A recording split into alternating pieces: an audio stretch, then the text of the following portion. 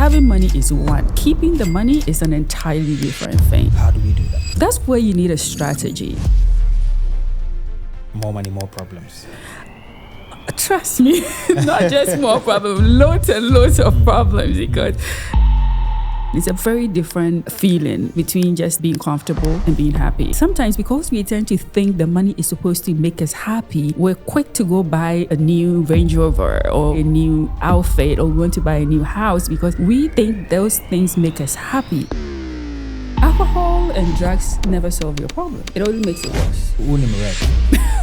I think I've seen that on social media. Great, I realized that it's some kind of a drug. Jahara Osman, a therapist and multidimensional entrepreneur, has seen it all. Successful people drowning in stress, torn between family expectations, business demands, and even destructive coping mechanisms like addiction. In a world where money is supposed to bring happiness, why do so many high achievers feel empty? Or is there something deeper at play? In this conversation, Jahara pulls back the curtain on the hidden struggles of success. It's possible to change your financial circumstances without money. Of course. What does it take? I think it just takes courage. You don't always have to retire at 60. You can retire at 40, 45, 50, 60. But most people know that you don't have money and you're taking drugs so you would be happy. But you get addicted and you need money to fund that addiction. So what does it come back to? At the end of the day, you still need money.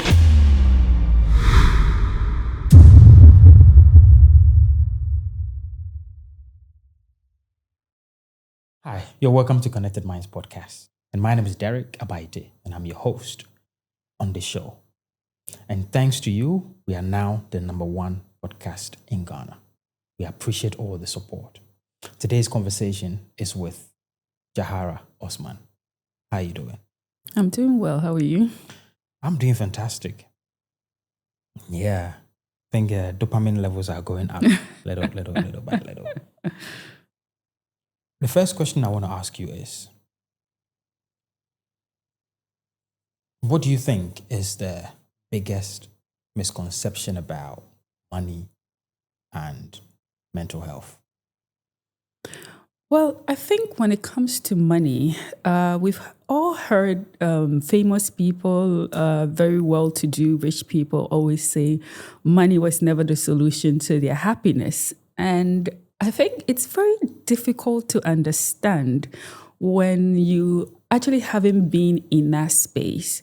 And so, because when we are starting up, we always think that, once I get all the money, I'm going to be happy. And so once you get to that point and you realize that you having the money actually doesn't equal happiness, that's when you begin to have difficulty navigating through your real life. I would say for me, that stems from when the kind of happiness that I used to have when I was much younger and struggling is completely different from what I experience now. I think when I wake up in the morning, the first thing I'm thinking about is how I'm going to sustain my businesses and how I'm going to be protective of my financials.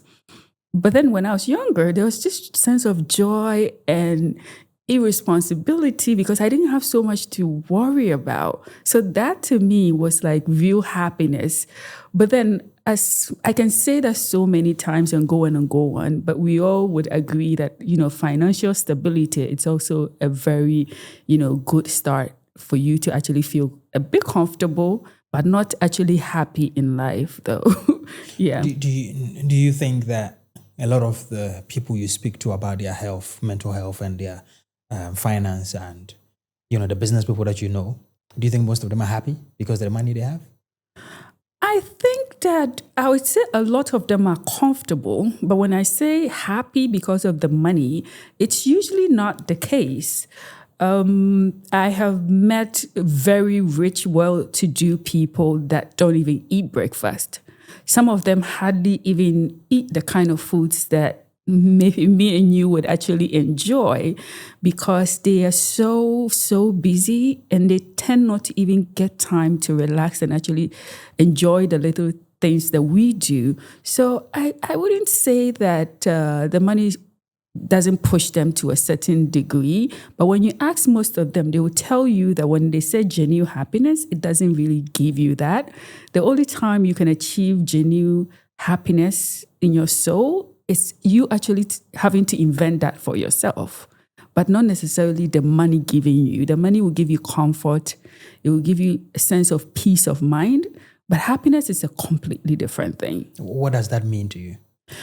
Happiness is just like that feeling you get in your heart, in your brain, that makes you feel like the things around you. You get to enjoy the sun. You get to see the trees moving. You get to have that peace of mind.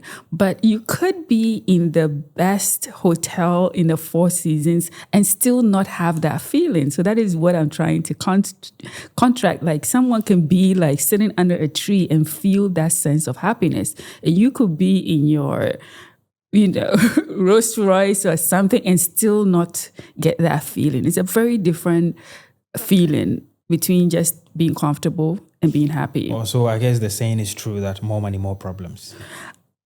Trust me, not just more problems, loads and loads of problems, because even trying to, the fear of having to lose that money is enough to hold you like a grip that you end up just worrying so much, because having money is one. Keeping the money is an entirely different thing. Okay, let's talk about that. How do we do that? Well, that's where you need a strategy. When you have enough at a certain point, you can hire a financial advisor. But let's say you are starting up, you're beginning to come through money that you've never had before. Sometimes because we tend to think the money is supposed to make us happy, we're quick to go buy a new Range Rover, or we want to buy a new outfit, or we want to buy a new house because we think those things make us happy. And so we have the money now. So why don't we go for the things that make us happy? But that's not how money works. Money works by you having a strategy. So if you're making a certain amount of money, it's only a percentage of that money that's supposed to go through to buy you the little things that you expect to make you happy. So in order to keep that money, a higher percentage of that money is supposed to always cycle itself. And then the returns is what the rich people use to buy their private jets and their boats and, the big cars. But when you come to middle class, we tend to make 100,000 and 50,000 is going towards buying a new car, and 10,000 is going towards buying new clothes. And then we are left with like about 40%. That 40% is not going to be able to circle itself around to be able to maintain the Range Rover and then the new lifestyle that you've picked. So I think we tend to think money makes us happy. That is what it stems from. Money equal to buying toys, toys equals to making you happy. Wow. What would you say are some of the rich problems to have?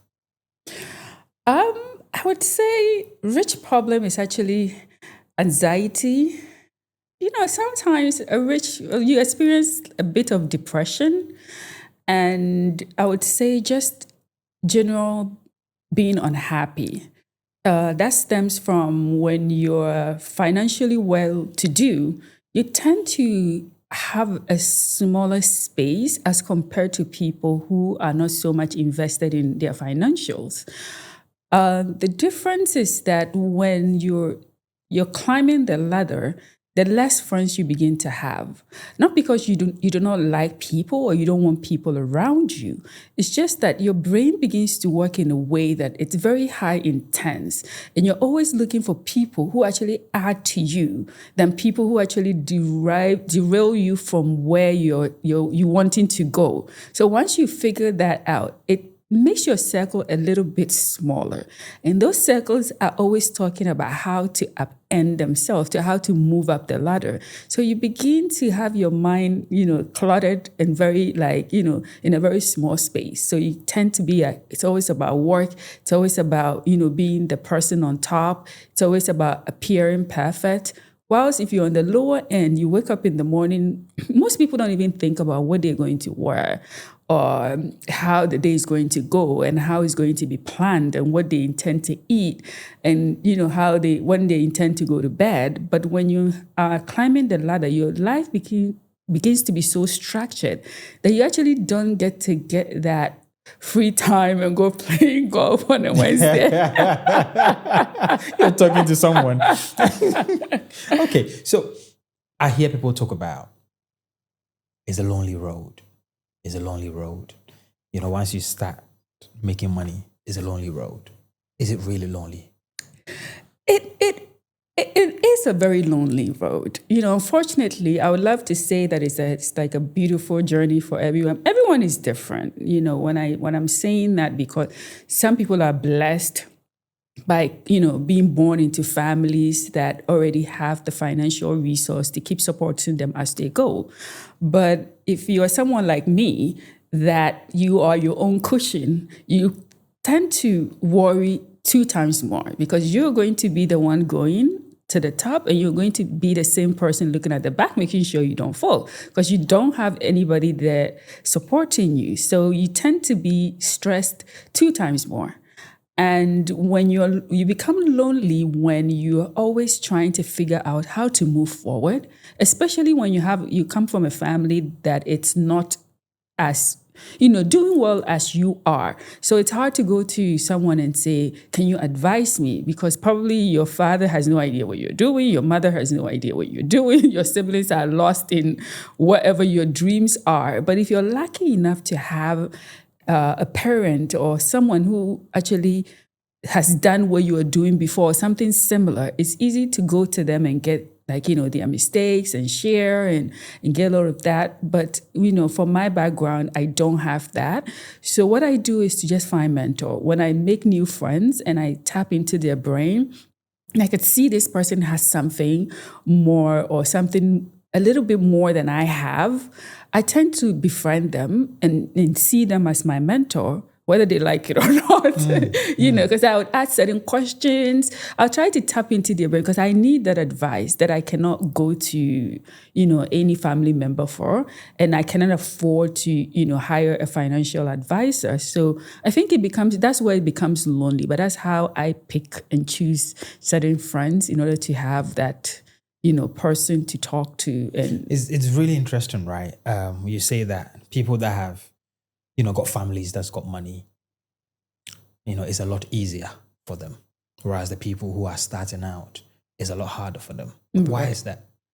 Well, just like I previously said, let's put a scenario. Your father was a lawyer, and you grow up and you want to be a lawyer, but you want to be bigger than your father. You had seen your father grow as a lawyer, and so once you start going into the space, you kind of get the advice you can get certain advice and certain things not to do. Even though you are trying to be bigger than your father, you still have the foundations of information that you need. So imagine wanting to be a lawyer, and your father wasn't even educated, or your mother was not even educated. Who do you go to get that? Or you don't come from a family and you are the only one in your family that is actually standing out to be a lawyer or to be a business person. Who do you go to for advice on, you know, what did you do in the past that made you fail? What do you think I can do better in the future? So it becomes like a lonely place for you. You have to either do the work, fail so many times and learn your lesson, or you have to find a mentor, someone that you see like there's something in them that you want to learn from that can actually help push you up and give you that kind of a cushion. But other than that, it's very difficult, and you're going to make a lot of mistakes, and you're going to do so many businesses and fail before you can actually have, you know, the right one. Do you think a lot of us has bad attachment to money and our financial resources? I think especially when it comes to people of color, especially with Black, you know, people, I think that we don't teach a lot of financial literacy.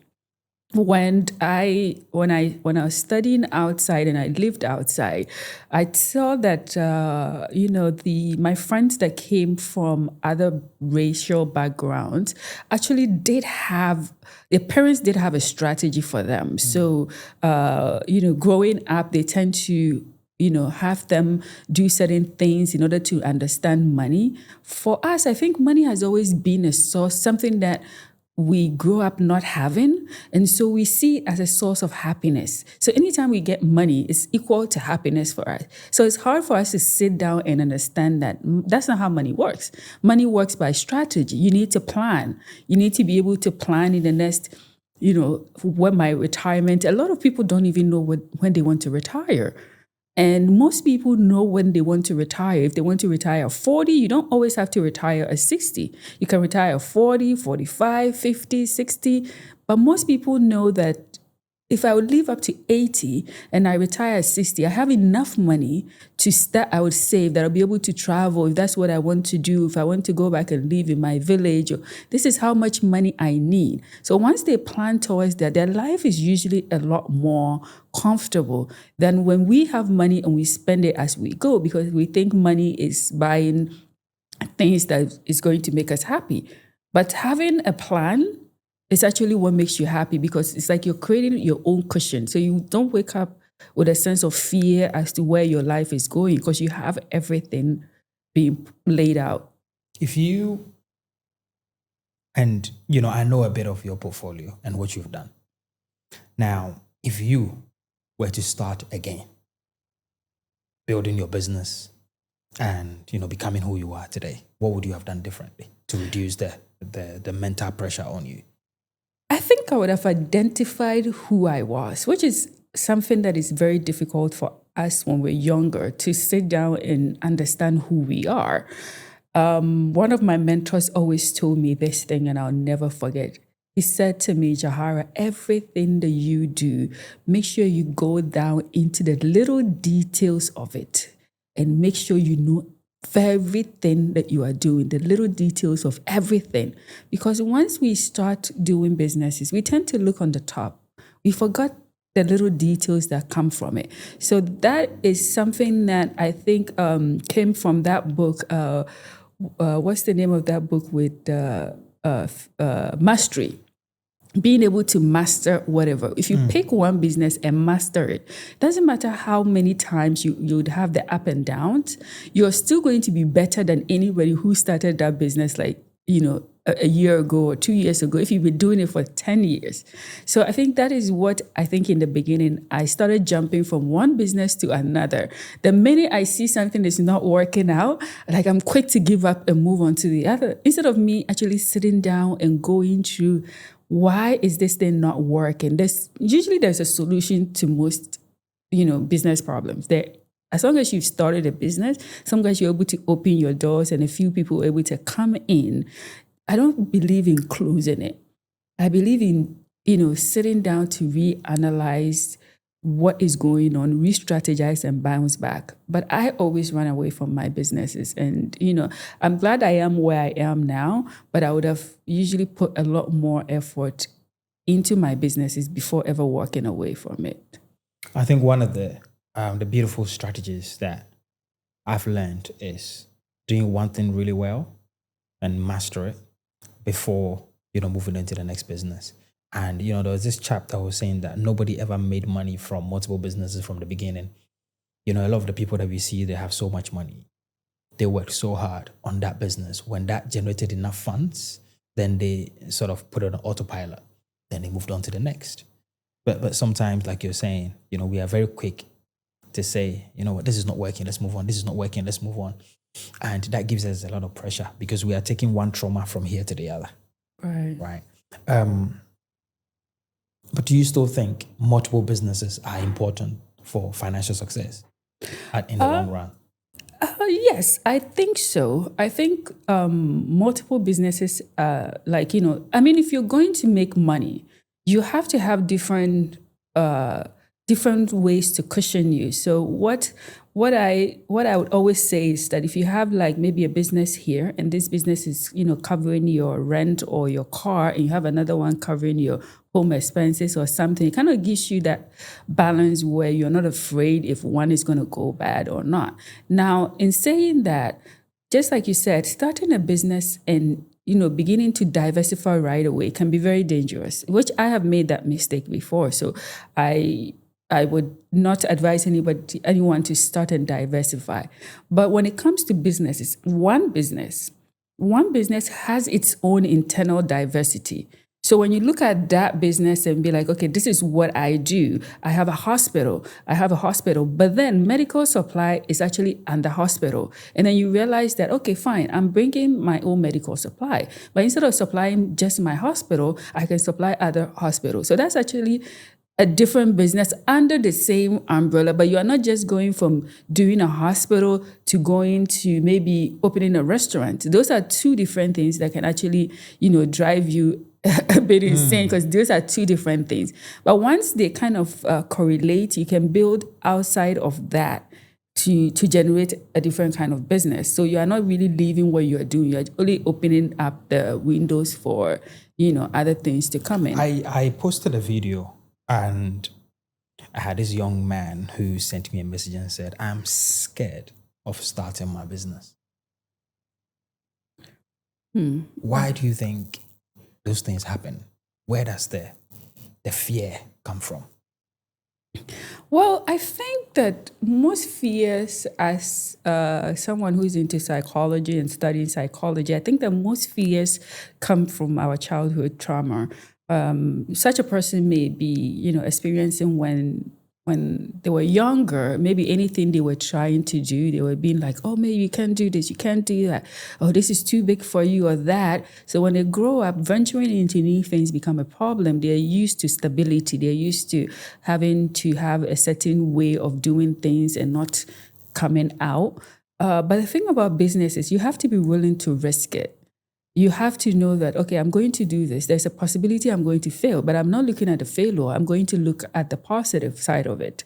And you're going to have people when you're starting a business, and I experienced that a lot in the past, that they would tell you, when the minute you say, I want to sell tomatoes, they would tell you, tomatoes, if you don't sell it 2 days, it's going to rot. You have to need a car. It's like they would always look at it, the negative side, and try to advise you. By the time they are done with the negative and they try to tell you the positive, you're actually even like ready to give up. So I think that thinking outside the box sometimes it has to come from your own sense of self, that, okay, that's what a person thinks about selling tomatoes, but that's not how I'm going to go. I'm going to can my tomatoes.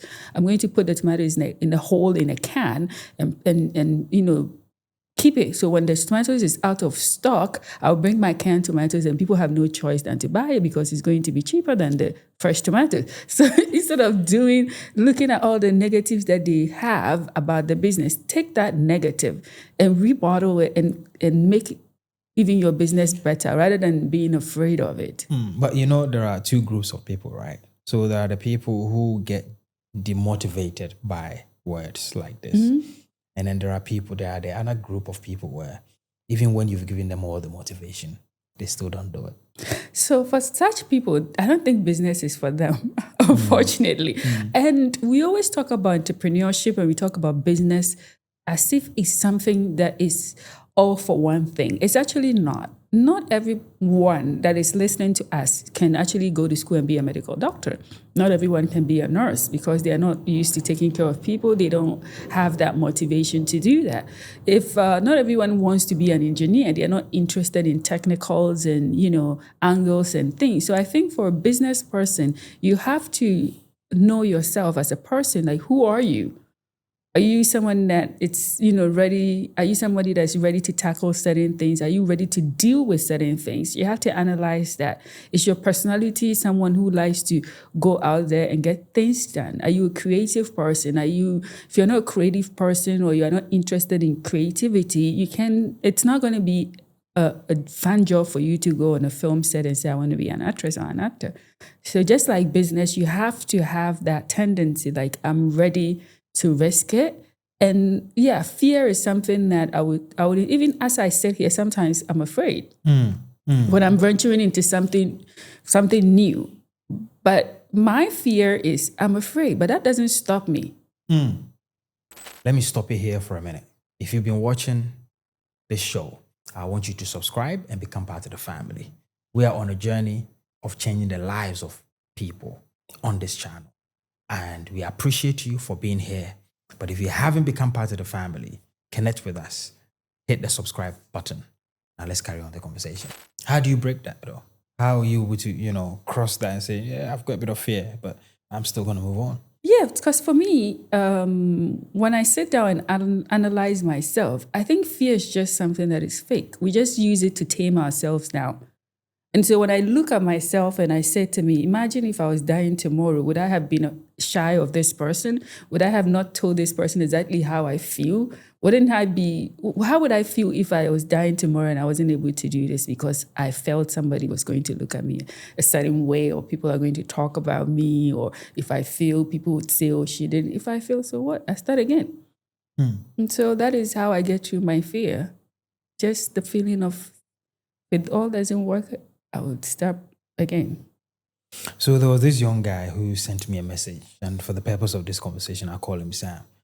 And he said, he's feeling very financially stuck. And that sometimes, because he's the only person in the family that can potentially turn things around, but he's not able to, get it to work. And that sometimes give him suicidal thoughts. It makes him feel like he's alone in this world. There's no help. How do you talk to such a person? What I would say to such a person is that communication is key. Even the people that we are struggling for, the people that we are trying to feed, they tend to think we are okay, or we are magicians, or we're just like, God sent people that don't have problems of our own, because we always tend to provide for them. So they don't get to worry the way we worry.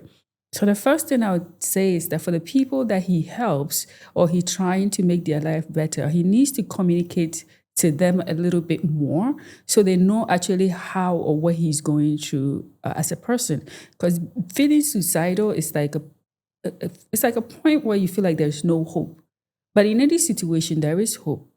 I think like Sam, as you may like to call him, there's still an opportunity for Sam to get up today and say, okay, when I was younger and I started doing small businesses, I didn't even have anything. I was just going to take people's stuff and go and sell it. At the end of the day, bring them their money and keep the profit. So you don't even need a capital to do some businesses. Just go to someone. As long as you're an honest person, people are willing to even give you a product for you to go sell, make a profit, take your profit and give them their money back. We've said this several times on this podcast, and many people don't understand that it is possible to change your financial circumstances without money. Of course. Because, what does it take? I think it just takes courage. For me as a business person, and I know a lot of people who are into other businesses, and if a person walks into me who seem to be very, ready to work and tells me, okay, I don't need you to pay me, but I'm going to do this. I'm going to do marketing for your business. I'm going to go here. I'm going to go there. I'm going to do marketing for you and this. I'm going to bring you this number of people. And if I'm able to achieve it, if you can give me this amount of money or a percentage, then you can hire me as a marketer. Of course, even if I don't need a marketer, why wouldn't I want someone who's going to up my business by 10%, 20%? In a month, instead of having employees that sit at the office, someone is willing to go out there and bring me customers. Obviously, if that person is doing good, I would love to hire that person. And I would never turn down such a position for a person who is not asking for me, but willing to deliver first before they actually get paid. On the previous story, the biggest problem he has here is the family pressure. Mm-hmm. And when we bring it back home, you realize that a lot of us have huge pressure from home. Right. And that pressure can sometimes mean that what you're supposed to take in for yourself, you bring it back out to feed other people. Mm-hmm. And that can be it can be mentally challenging for most people. Mm-hmm. But how do we navigate that? Well, I would say that, problems are just there. But how we tend to see it is also how we're able to solve it. So if you have like a lot of, family depending on you and you're Like, let's say you have, you're working for a company and you're getting paid certain amount. And that amount is supposed to go in to feed maybe about 10 people in your family. And that is not enough to do that. So what you have to do is actually branch off. You need a second, source of income. So that is why sometimes we talk about, multiple sources of income. And for people who think that, okay, such a person is in a situation where I cannot leave my job to say I'm going to create a business. But there are side jobs to whatever you do. So let's say if you're working for, a real estate company, or you're working for a law firm, there's always like a back end to those jobs that could help you, make money. Like one time I actually realized that I was looking for a lawyer. And when I was in America, I could just go on the website and Google, and there is a website where you tend to, it gives you lawyers that are available. It gives you which kind of lawyers you pick which one your interest is, and then it gives you lawyers in those areas. So I was trying to find a lawyer and I couldn't find, but somebody working with a law firm who has seen such issues with people having a hard time getting lawyers, or having lawyers that they trust, or having lawyers that they think they are comfortable with. There's a place there where you can create such an environment where people are actually coming to you to source for lawyers. Not just just being a lawyer means going to work and defending cases, but sometimes people don't even need to go to court. They just need somebody to do arbitrary for them. You can just create a service like that. So it's in line with your business, but it's giving you extra income. But it's not really taking you away from your profession that you're doing. So you don't have to actually quit your business in order to do that. So if your law office requires a lot of paper, and you see lawyers use a lot of paper, and you have somebody who sells paper in Accra, Mokola, and you go there and you say, I want you to wholesale it to me. So I know a lot of law offices that I can supply to, and you're making a little percentage. That money can go towards taking care of your family, where you don't actually have to use your main source of income to do that. So I think it's just about being, playing with the area that you're in. There's always something that you can find. Let me stop you here for a minute. If you've been watching this show, I want you to subscribe and become part of the family. We are on a journey of changing the lives of people on this channel. And we appreciate you for being here. But if you haven't become part of the family, connect with us. Hit the subscribe button. Now let's carry on the conversation. You heard this about a lot of wealthy people tend to, drink a lot of alcohol, use drugs. We're not even just seeing it with the wealthy people. We also see it with the lower and the poor people who don't have enough to go around. Right. Because they want their problems to go away, for the short time, they revert to street drugs, whatnot that they tend to take. Mm-hmm. Now, how do you speak to somebody who is in that situation? I would say therapy. Very important. Very, very important especially when you're very high end. I think a lot of us who do like multiple businesses and, have to deal with a lot of different things at the same time, it's easy to get crushed. Especially when, imagine you're dealing with a business that has, you created, or you're working on a project that, has a lot of money involved. And then you wake up in the morning and someone tells you something has crashed and you've lost about 50% or something of that. It's not something that you could easily, deal with. Mm-hmm. And so once you begin to get to that point, you always want something to calm you down, because such people, at that point, there's nothing you can do about it. So you tend to, want to drink alcohol, or you want to do something in order to, get your brain to calm down to like... But what are the implications of doing things like that? The implication is that alcohol and drugs never solve your problem. It only makes it worse. It only makes it worse. In the interim, it will probably calm you down, but it doesn't solve your problem. Just like the people in the lower end, if you're thinking you don't have money, you don't have, financial resources, you don't have anything, education or something, you think you're stressed and you're going to take in medication in order to suppress that. You're going to be more stressed, because at some point you're going to be addicted to that particular medication, and you're still going to need money to fund that addiction. So every addiction needs something to fund it. You need money to fund it. So you don't have money and you're taking drugs so you would be happy, but you get addicted and you need money to fund that addiction. So what does it come back to? At the end of the day, you still need money.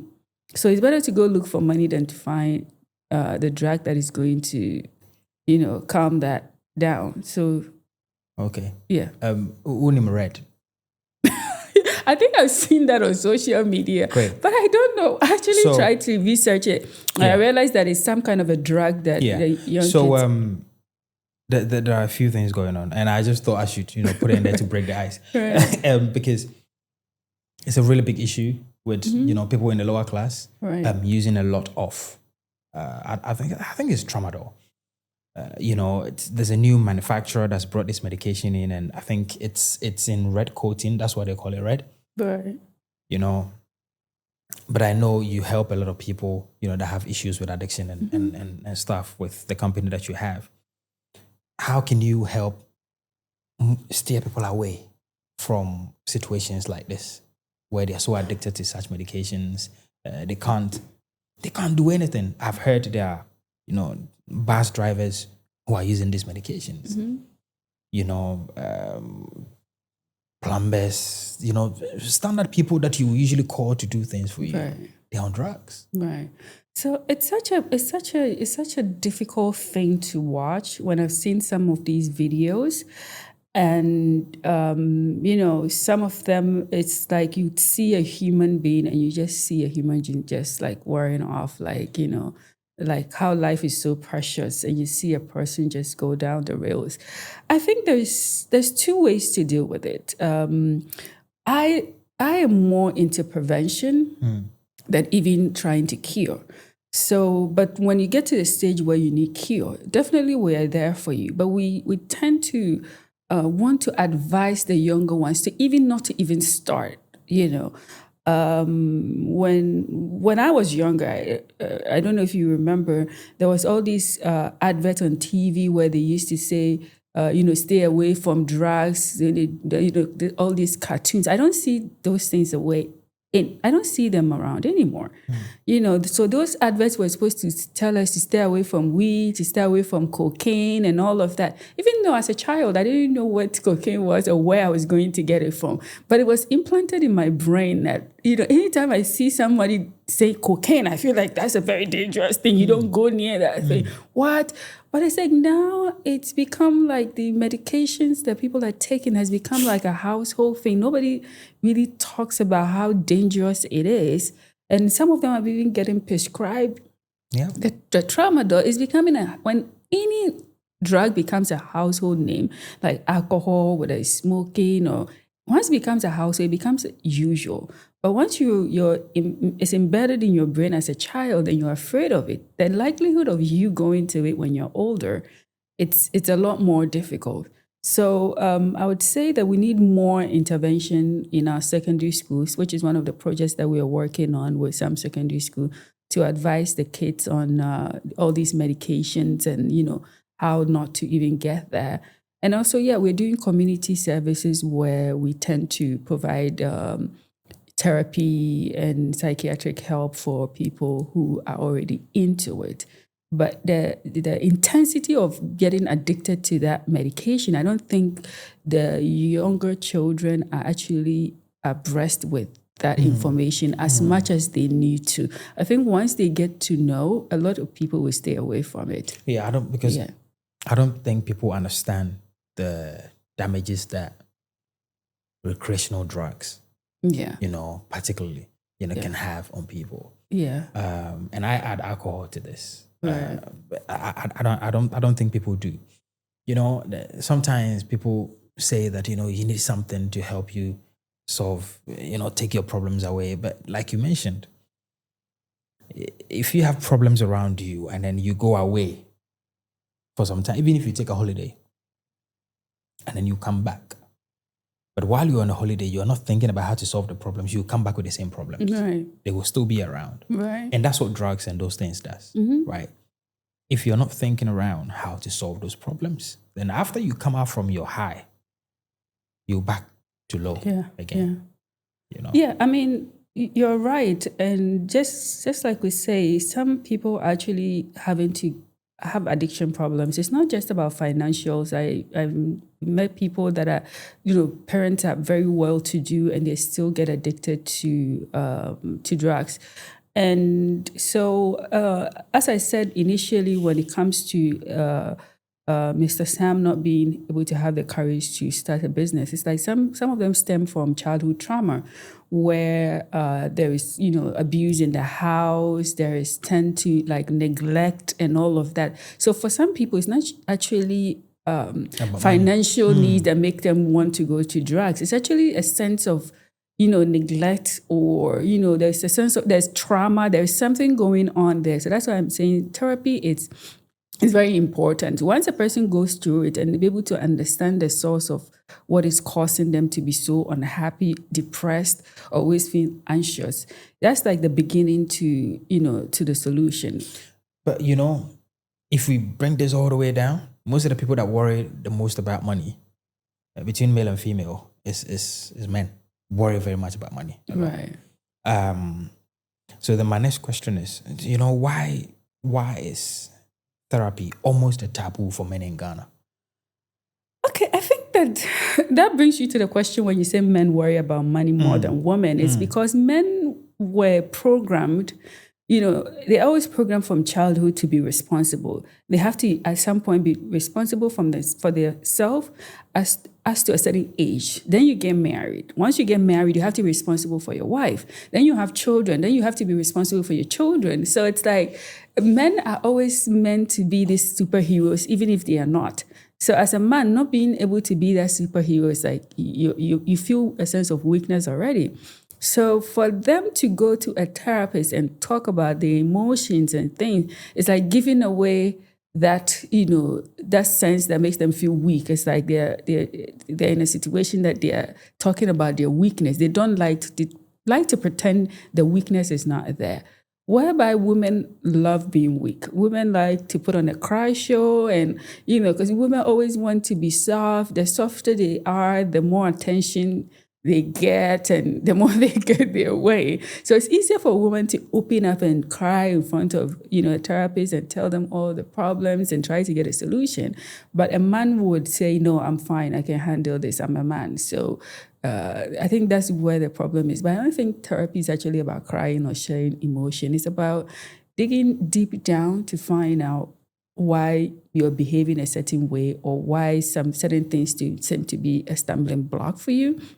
So it's just like going down to your foundation and make sure your house is good. That's all.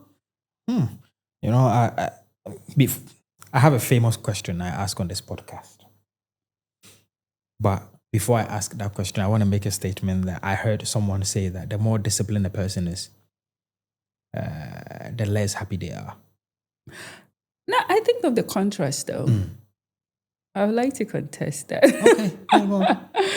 Reason is that when a person is more disciplined, they tend to have their dopamine levels at a stable level. So that means that when you wake up in the morning and by 9 o'clock you're going to the office, you are there, you have your breakfast at 7, be in the office by 9, have your lunch at 1, come home, your dopamine levels tend to stay the same way. But for a person who doesn't have a pre-planned life or pre-planned anything, just wake up in the morning, probably wake up at 8:30, knows they have to be in the office by 9, and then be rushing, and then the dopamine will go, they get to the office, they sit down, they're too tired, the dopamine drops.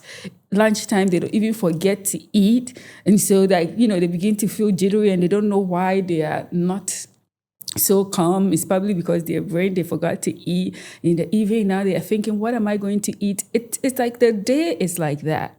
But for a person who plans everything and is very disciplined about it, like I previously talked about, retirement age and, being able to financially structure your life, you'll tend to be less worried than someone who doesn't have that in place, that just go by the day and buys whatever they want whenever without thinking of the implication financially. You tend to be a lot more unhappy. So discipline, it's like, unless you're overly doing it or you're too pre-planned, then fine. But normal discipline is usually the best way to care about your stress. So I guess you've already answered the question, because my question was motivation or discipline. Right. That's my famous question here. And discipline is actually very strong in that, meaning that when you wake up in the morning and you know you have to go out to the gym or to exercise at 7:00, it's not motivation that would really pick you as much as discipline. If you're disciplined, it doesn't matter if you're motivated or not. You get up and you go do it. That's discipline. Motivation comes a sense of, you have to get yourself to feel better about going to run. And discipline doesn't care if you're better or you're not better. It has to do what it has to do. So I think that is where discipline actually keeps you more on track. Amazing. Have you got anything for my audience? I would say we are not all meant to be entrepreneurs, or we are not all meant to do one particular thing. That every human being is designed in their own way. And once you look down to define who you are as a person, you tend to pick, career choices or business choices that, in line with your identity. Those kind of picking and choosing actually helps you stay a bit more, aligned with, your future. But picking things that don't align with who you are, it's easier to get exhausted by it at a certain point. So if you're a person and you think that, okay, starting a business is not my thing, you can work for someone and still make money. I don't think that it's always like that. You have to have a business, and people say quit your business and, don't create a career or don't do the same work for years. I don't think it's for everyone. I've seen people work a career and build very successful homes. And so, yeah, that's the advice. Amazing. Yeah. Thank you so much if you made it all the way to the end. And I love the people that makes it to the end and then they drop it in the comments. I made it to the end, Derek. I appreciate you guys. And if you're listening on Apple, Spotify, or any other audio channel, leave a review, share this with a friend, and support us to get to the huge numbers that we're expecting. Your support on this channel goes a very long way, because that helps us get more guests in and, push this channel to where we want it to be. Thank you so much. My name is Derek, and I'm out.